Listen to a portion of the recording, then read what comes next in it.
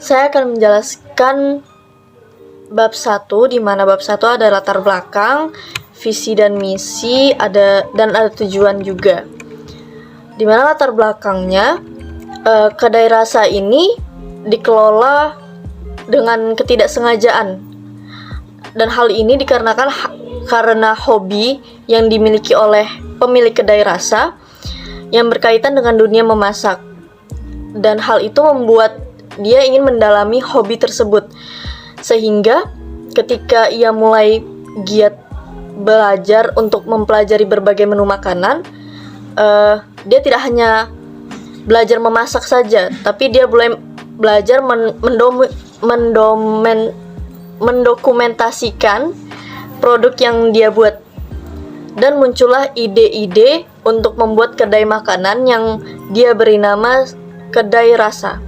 Dan sampai saat ini pemilik kedai rasa mulai melebarkan bisnisnya dengan menerima pesanan untuk catering nasi kotak, yang dimana pada awalnya ia hanya menjual untuk orang-orang sekitarnya saja. Lalu ada visi dan misi dari kedai rasa tersendiri, di mana visinya menjadikan kedai rasa sebagai usaha rumah makan tradisional dengan harga yang terjangkau dan juga berkualitas. Lalu misinya menyediakan pelayanan terbaik kepada para konsumen, serta menyediakan berbagai menu nasional, serta tetap menjaga cita rasa masakan rumahan. Ada pula tujuan dari kedai rasa ini tersendiri, antara lain yang pertama memperkenalkan kepada masyarakat besar agar tahu tentang kedai rasa, lalu yang kedua ada memberikan kualitas bahan makanan yang unggul dengan harga yang bersahabat. Lalu yang terakhir ada sebagai usaha sampingan untuk mendapatkan keuntungan dalam berwirausaha. Baik, saatnya kita akan membahas di materi bab 2, yaitu pembahasan yang pertama, yaitu data usaha. Nama usaha yaitu kedai rasa, bidang usaha, bagian kuliner atau masakan rumahan. Produk ini berupa nasi kotak. Alamatnya berada di Jalan Sebengkok, RT 8 nomor 68, Kelurahan Sebengkok, Tarakan, Tengah, Kota Tarakan. Tanggal berdiri tanggal 30 April tahun 2020.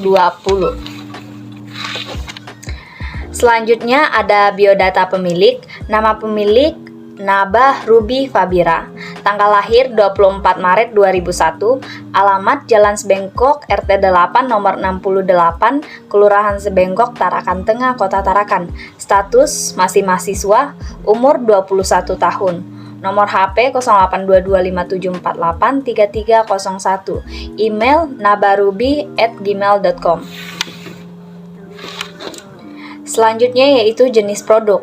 Jenis produk yang dijualkan adalah nasi kotak, yang pada awalnya memiliki modal Rp350.000. Dengan modal tersebut, awalnya hanya menyediakan 3 menu makanan, diantaranya yaitu ada ayam lada hitam, ayam serundeng, dan terakhir ayam dabu-dabu.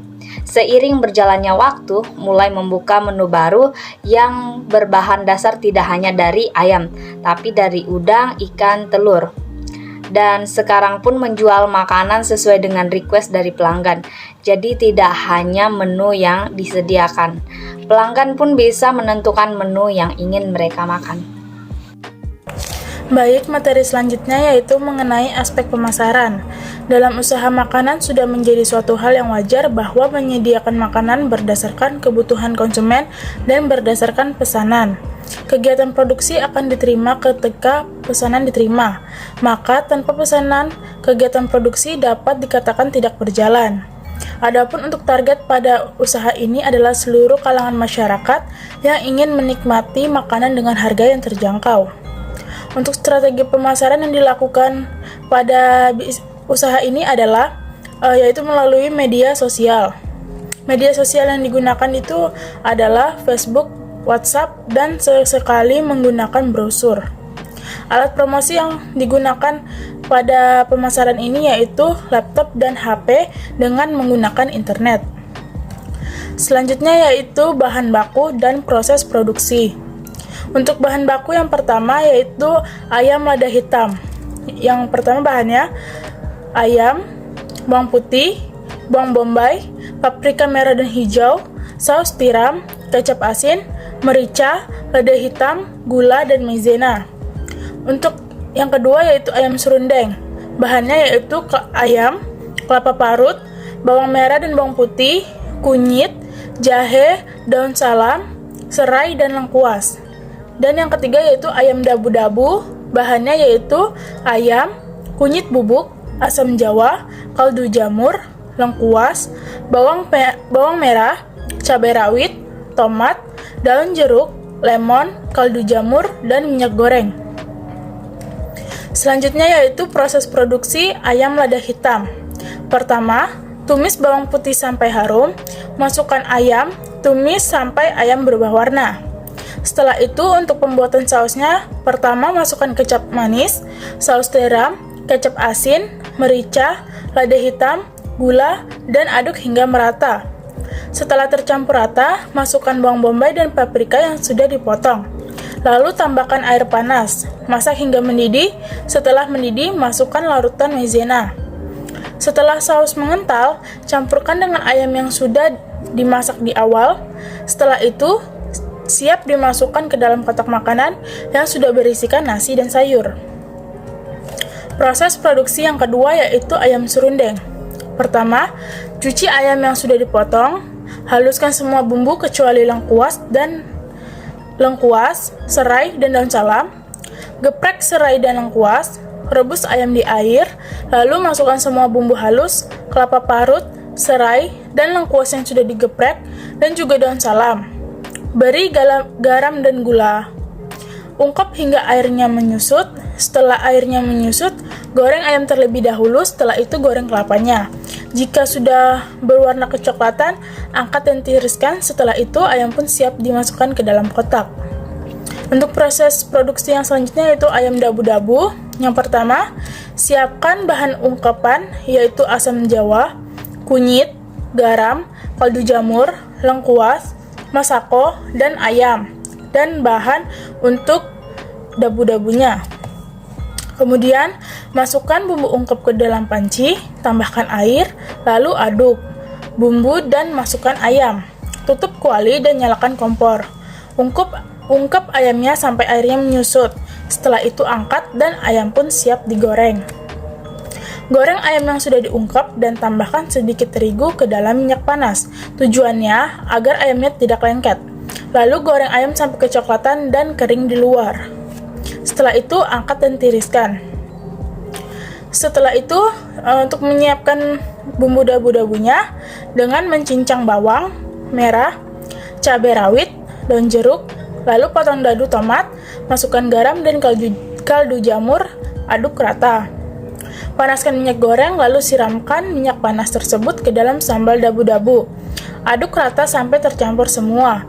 Setelah itu, diamkan 5 detik. Setelah itu, tes rasa. Jika dinilai sudah pas, tambahkan perasan air jeruk, lemon, lalu masukkan ayam ke dalam kotak dan disiramkan di atas ayam sambal dabu-dabu yang telah dibuat. Sekian dan terima kasih. Baik, di sini saya akan menjelaskan terkait dengan analisis SWOT dari usaha yang kami ajukan, di mana usaha ini memiliki kekuatan. Yang pertama, menu cateringnya disajikan bervariasi, lalu saat pemesanan konsumen dapat mencampur berbagai menu, lalu juga harga yang kami tawarkan juga cukup terjangkau. Lalu adapun kelemahan dari usaha yang kami miliki ini, yang dimana usaha ini dijalankan oleh seorang mahasiswa, sehingga kelemahan dari usaha ini adalah berkaitan dengan waktu, di mana si pemilik harus membagi waktunya antara kuliah dengan usahanya. Lalu adapun peluang dari usaha ini, di mana lokasi catering yang kami punya itu cukup terjangkau oleh lapisan masyarakat sehingga mudah untuk ditemui. Lalu adapun tantangan dari usaha ini, yang pertama, kita mengetahui bahwa penyediaan jasa catering yang ada di Tarakan ini cukup banyak ditemukan. Lalu yang kedua, juga banyak sekali usaha catering baru yang sekarang mulai bermunculan. Nah, selanjutnya saya akan membahas terkait dengan perhitungan harga jual dari usaha ini, di mana harga jual dari usaha ini berasal dari harga produk dan laba yang diinginkan oleh si pemilik, di mana harga produknya itu sekitaran 25.000, lalu laba yang diinginkan oleh si pemilik itu adalah 5.000, sehingga dapat ditarik kesimpulan bahwa harga jual dari makanan yang kami usaha ini itu harga jualnya mencapai 30.000 per boxnya. Lalu dari selanjutnya saya akan menjelaskan terkait dengan perhitungan break even point dari usaha ini, di mana diketahui dari hasil wawancara kami dengan pemilik usaha bahwa biaya tetap yang mereka keluarkan per bulannya itu sekitar 1.050.000, sedangkan biaya variabel yang mereka keluarkan untuk per unit atau per item atau per box itu sebesar 15.000, sedangkan harga jual per unit itu mencapai 30.000.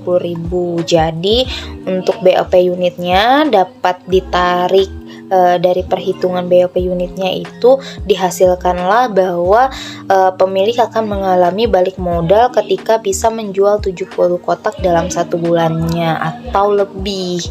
Nah, untuk BOP rupiahnya sendiri itu setelah kami hitung yang berkaitan dengan biaya tetap, biaya variabel dengan harga jual per unit, kami dapatkanlah hasilnya bahwa ketika pemilik mencapai angka penjualan sebesar 2.100.000, maka pemilik sudah mendapatkan modalnya kembali, dan ketika penjualannya lebih dari 2.100.000, maka pemilik sudah bisa menghitung keuntungan dari usaha catering ini.